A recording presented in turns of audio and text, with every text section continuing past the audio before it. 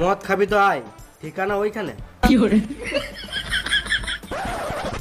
মদ খাবি তো আয়, ঠিকানা ওইখানে। মদ খাবি তো আয়, ঠিকানা ওইখানে।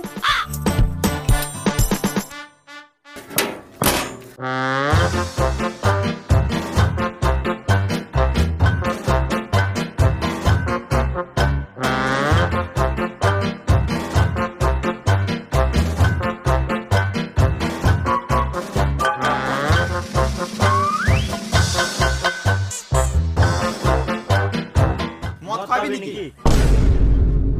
না, আমি খাওয়াবো না। তাহলে কে খাওয়াবে? বেশ, তাহলে ঘর চললাম। এই দাঁড়া, ঘর গেলে কি করে হবে?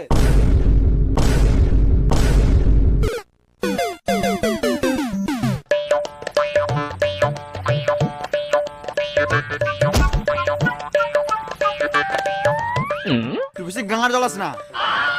এই মানে আমি আবার কি করলাম? ভালো বলছি, যা এখন গাঁড় জ্বলাস না। আবে কথাটা তো শুন।